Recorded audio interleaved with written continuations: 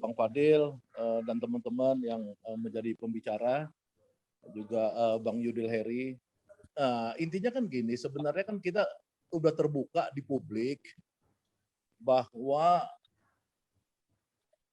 Menteri Perdagangan itu tadi misalkan di TV kita lihat, dia menunjukkan bahwa negara ini dalam kasus minyak goreng dikontrol oleh mafia-mafia katanya. Dan sebenarnya Menteri Perdagangan ini kan sudah dari Januari ya ngurusin minyak goreng, nggak selesai-selesai sampai Maret. Tadi saya share ke moderator Bung Nur, ulasan di Kompas hari ini bagus ya, bagaimana harga minyak goreng di Malaysia saat ini ya, CPO-nya itu nomor 1 di dunia ini, produksinya kita nomor 2 Malaysia. Di Malaysia itu per kilo masih 8.500 per kilogram, jadi per liter itu konversinya 7.600 curah ya. Nah kalau yang yang merek di sana yang bagusnya itu merek itu per kilogramnya 19.000, kalau dikonversi jadi per liter itu sekitar 17.000. Nah, jadi yang curah di Malaysia itu curah yang orang-orang biasa di sini dapat dengan maksudnya kualitasnya tinggi ya. Nah, kenapa di Malaysia itu terkontrol? Kenapa hari ini misalkan kalau kita datang hari ini, per hari ini saya datang tadi ke Alfa, saya tanya berapa minyak goreng, 49.000 per 2 liter. Ya. Ya. 25.000 per liter ya. Di Alfa saya. Nah, kenapa di Malaysia itu harganya itu harga yang jauh lebih murah dibanding Indonesia, padahal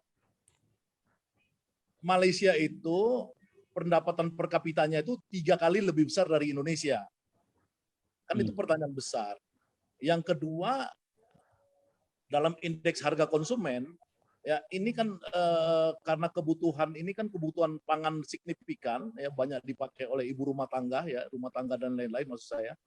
Itu kan jadi dia akan menaikkan inflasi yang langsung kena kepada rumah tangga, orang miskin khususnya yang memang 60% pengeluaran orang miskin itu kan pada pangan. Seperti buruh ya, serikat buruh itu marah pasti dengan situasi seperti ini. Pertanyaan dari moderator tadi, kenapa? Nah, kan kita lihat sepanjang sejarah Indonesia ada, ya minyak goreng itu langka baru sekarang 3 bulannya. Sebelum ini pernah ada ya ketika krisis 98. Krisis 98 itu ada, baru sekali itu terjadi. Tapi ketika pemerintahan Habibie masuk ya, kemudian Adi Sasono sebagai Menteri Koperasi di mana saya waktu itu staf khusus, itu seminggu selesai. Kelangkaan dan harga-harga. Karena apa? Karena kemudian kita masih punya kekuatan menekan seluruh yang disebut mafia-mafia itu untuk melakukan pengadaan ya minyak goreng secara murah. Maka operasi-operasi pasar dan lain-lain dilakukan, maka seminggu di zaman Habibie itu langsung normal harga minyak goreng. Nggak pernah jadi 3 bulan seperti sekarang. Nah, kita kembali ke teori dulu. Teori ini sebenarnya kan kita nih bernegara ini kan sebenarnya yang paling menarik itu kan who control the state. Ya kan, who control the land. Siapa yang mengontrol negara ini? Kalau menurut Karl Marx dalam teori Marxis itu, maka siapa yang mengontrol dia yang menentukan. Kalau kapitalis yang mengontrol, dia yang menentukan sesuka hatinya. Kalau rakyat mengontrol, maka dia akan menguntungkan rakyat. Nah, makanya kita lihat ketika si Lutfi ini, yang kata Sri Mulyani ini kan dulu Lutfi, Erick Thohir dan Sandi ini kan pria-pria berkelimis yang suka datang ke BPPN. Kan pernah disinggung oleh Sri Mulyani dulu. Pria-pria berkelimis ini seperti Lutfi yang dulu pernah saya temani ke Menteri Perdagangan zaman Habibie untuk impor beras ya. Dia itu adalah pedagang. Ya, kalau pedagang dia nggak bisa mengkontrol pedagang lainnya. Bagaimana pedagang dia mau kontrol, dia marah-marah ya diketawa ya sama pedagang lainnya. Lalu kayak sesama bus kota ngapain ngatur kita. Kan kira-kira gitu. Makanya itu di Malaysia itu selalu tidak bisa pedagang jadi menteri. Tidak bisa pedagang itu jadi presiden. Ya, kalau kita negaranya benar itu, ya bisa ngontrol kekuatan kapitalis ini, ya itu cuman kalau pemerintahnya pemerintah yang berbasis rakyat. Ya, berbasis rakyat bukan pakai pemilu yang fake, yang dibayar citra-citra pakai uang dari oligarki. Itu harus betul-betul kekuatan rakyat. Nah, dengan rejim Jokowi ini sebenarnya kita tahu bahwa ini bukan soal Mendak Lutfi. Jokowi juga sudah lama perintahkan Menteri Perdagangan untuk mengamankan dan mengamankan harga minyak goreng dan mengadakan. Tapi kan nggak mungkin Jokowi bisa lakukan. Makanya Jokowi kan yang paling penting buat dia bagaimana happy-happy dengan motor JP. Ya kan? Untuk biar aja lah rakyat yang pusing dengan minyak goreng, tapi Jokowi senang-senang dengan naik motor di Mandalika. Ya, itu kan memang ciri-ciri orang yang memang sebenarnya dia nggak peduli juga dengan rakyat, ya kan? Nah, maksud saya ini sudah terang benderang sekarang dengan kasus minyak goreng. Sebenarnya bukan hanya minyak goreng ya, gas juga naik udah 220.000 per kilogram, kemudian gula, kemudian kedelai, macam-macam ini kebutuhan naik. Ya, sebelum Ramadan juga udah naik, apalagi nanti Ramadan. Nah, persoalan ini who control the state? Nah, itu sekarang terbukti state itu dikontrol oleh oligarki. Dalam teori oligarki, kata Profesor Jeffrey Winters, dalam teori yang dia teliti secara dalam, oligarki itu cuma bisa dikalahkan oleh orang yang punya kekuatan massa besar dan ideologis. Itu juga yang ditulis oleh si Thomas Piketty dalam bukunya Kapital dan Kapital yang kedua juga. Jadi kalau misalkan tadi si Bung Antoni mengusulkan saya bisa, sebenarnya yang paling bisa ngurus negara ini cuma dua. Kalau dia bisa jadi pasangan presiden dan wakil presiden. Kalau harga minyak goreng dan semua ini semua mau merata, rakyat nih sejahtera semua, itu presiden dan wakilnya itu cuma dua menurut saya. Dari pengamatan saya sekian lama, itu dulu nggak bisa saya jadi menteri, harus ada presiden. Nah, presiden itu kalau mau masyarakat Indonesia nih betul-betul aman, itu cuman pasangan Habib Rizik sama Rocky Gerung. RS dan Rocky Gerung. Ya, karena itu ada teorinya, itu teori si Profesor Jeffrey Winters. Ya, oligarki itu hanya bisa dilawan oleh kekuatan model kalau dia itu merujuk pada Gandhi. Dalam wawancaranya ditanya, Prof, kenapa Gandhi? Gandhi because Gandhi has people power.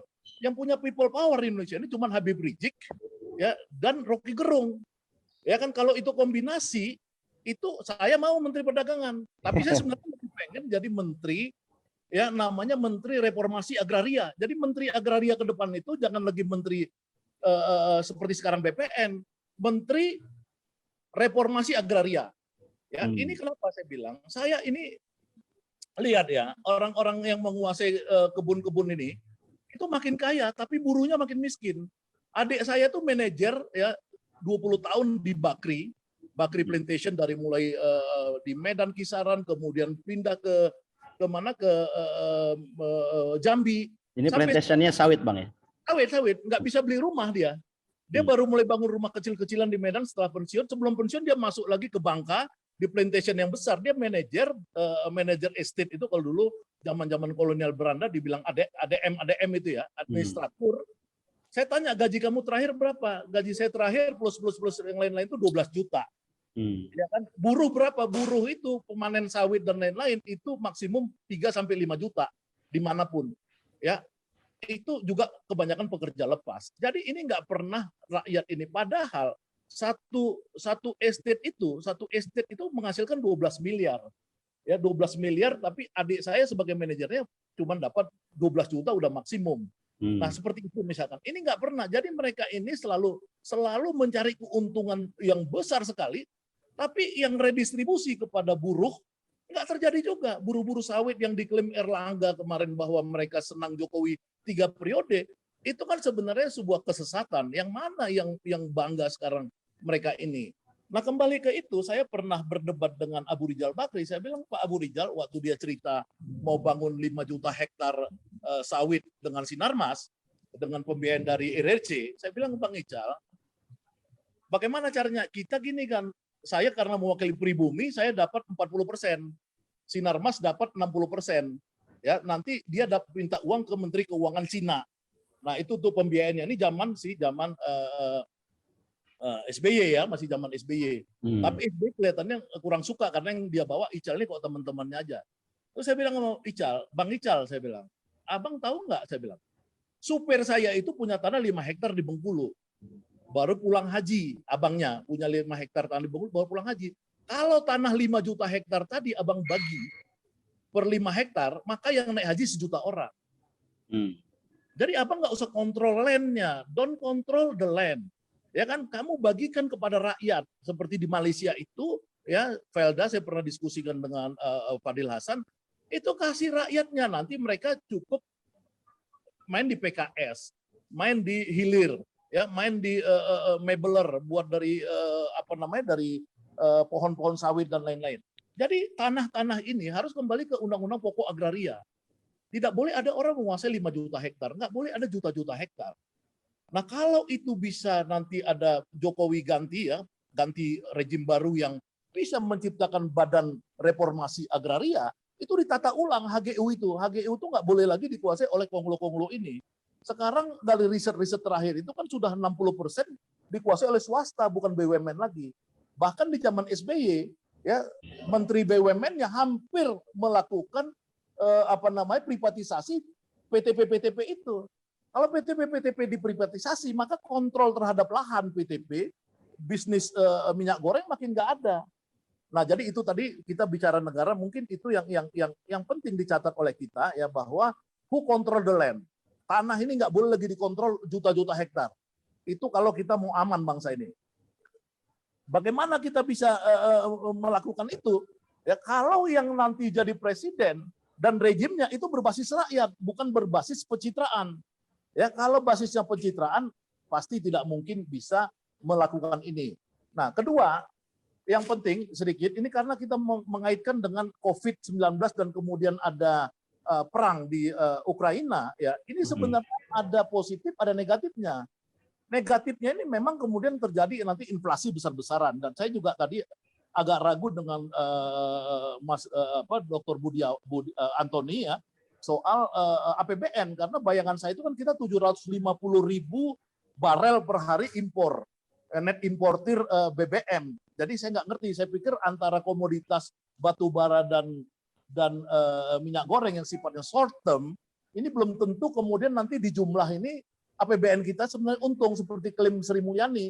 Saya lebih yakin sebenarnya ketika BBM ini $100, $120, kita ini ekonomi kita makin hancur. Ditambah lagi kita $1.000 yang cetak uang kemarin, quote and quote cetak uang itu sudah tidak ada. Sehingga apa? Sehingga sebenarnya dari sisi ekonomi kita akan makin hancur. Jadi sekarang ini bayangan saya ini baru kehancuran pertama. Kehancuran yang lebih dalam akan terjadi. Ya, orang-orang nanti apalagi kalau Taiwan sama Cina perang dan lain-lain. Tapi ada keuntungan sekarang. Keuntungannya apa? Ketika negara-negara besar ini sibuk berperang, kalau kita mau pikir kedaulatan kita sendiri, nasionalisme kita, persatuan bangsa Indonesia di atas keributan-keributan yang diciptakan kadrun dan kodok-kodok ini, ya kalau kita bangsanya bisa diciptakan solid kuat, kita bisa punya kesempatan berdaulat. Sekarang ini, ya mumpung Rusia, Cina mau perang sama Amerika, dia nggak lagi melakukan hegemonisasi dan globalisasi hegemoni, nggak sampai ke Indonesia, kita bisa mandiri. Ada kesempatan kita mungkin 5-10 tahun ke depan menjadi negara yang ini, yang mandiri. Nah, mudah-mudahan itu harapan saya, karena di forum ini saya lihat tadi ada Bang Judil, ada Hariman Siregar, Bursa apa segala. Harapan saya agar kita bisa bersatu padu, kembalikan lagi negara dalam versi yang benar, ya versi seperti Rousseau, ya bahwa negara ini adalah punya rakyat, oleh rakyat untuk rakyat. Ya, Thomas Paine juga ketika mau mendirikan waktu Amerika mau merdeka, bahwa ini punya kita, bukan punya segelintir konglo-konglo itu. Enggak, ini punya kita, bangsa kita. Ini ada kulit sawo matang di sini, aslinya di sini nih. Ya, saya ini asli sini. Nggak bisa orang tiba-tiba dikuasain dunia kita internasional apa enggak. Ini bangsa kita ini harus dipertahankan. Ya, persoalannya kita masuk penjara keluar penjara urusan lain, itu memang dari dulu ada itu. Kalau nonton The Last Mohican ya memang pertarungan begitu. Luar ya, biasa. kita takut. Itu aja, terima kasih. Yang jelas bangsa Ganda ini membuktikan keberanian yang luar biasa. Saya kira bangsa Ganda punya analisis. Harusnya kan kata bangsa Ganda harusnya 4 tahun dari 2020. Ini cuma 2 tahun ya Bang ya. Ini satu petanda apa tuh Bang? Tapi dilepas itu Bang, saya tertarik dengan Abang yang katakan tadi bahwa ini adalah kehancuran pertama. Dan mungkin akan ada kehancuran kedua saat mungkin geopolitiknya semakin memanas ya dan gawat lah begitu. Terutama dalam hal penyediaan harga. Inflasi tinggi mungkin nggak ada masalah Bang, tapi masalahnya kalau kemudian barangnya tidak tersedia. Jadi mau harga mahal pun barang Kalau tidak tersedia. inflasi tinggi itu di mana? Saya ini kan pendiri Serikat Buruh. Hidup saya kan di dunia itu. Teman saya Jumhur Hidayat hari-hari, dia juga sekarang udah ketua KSPSI, ketua Serikat Buruh. Kita tuh sering dialog tentang orang-orang yang tertindas di bawah. Ya, buruh itu hidupnya tuh survival. Ya, survival for the fittest, ya, makan hari-hari, cari dapat income pagi, habis besok cari lagi gitu. Jarang ada ya pekerja tetap sekarang yang bisa bertahan lama.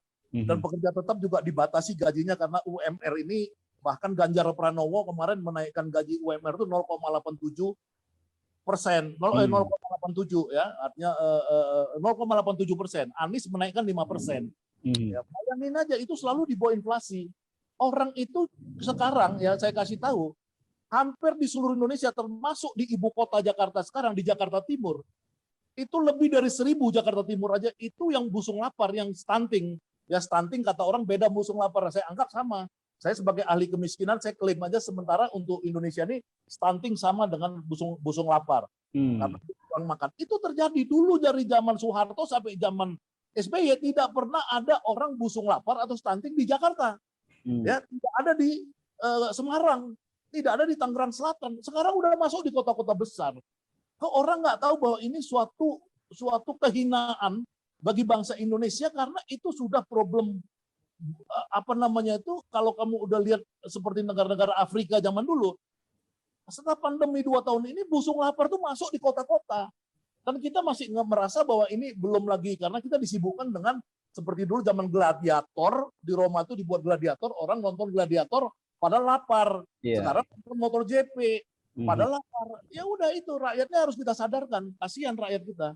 Baik, dan saya kira kalau boleh bertanya Bang, prediksi Abang itu yang akan ada berikutnya gelombang. Sekarang ini sudah begitu tadi busung lapar dan sebagainya. Ini sampai kapan? Apa prediksi Abang ini bagaimana? Sejauh mana keparahan ekonomi kita ke depan, Bang? Ya pertama saya diskusi saya dengan dengan Antoni Budiawan ya beberapa waktu lalu. Saya bilang, Ton, kamu kan alumni Rotterdam ya, Erasmus University. Kamu pasti jago model matematik ekonomi. Menurut kamu udah yakin nggak kalau 1.000 triliun yang dicetak BI, quote and quote cetak BI itu 2 tahun dan sekarang dilarang IMF, itu hilang di 2023, itu kira-kira pertumbuhan kita gimana?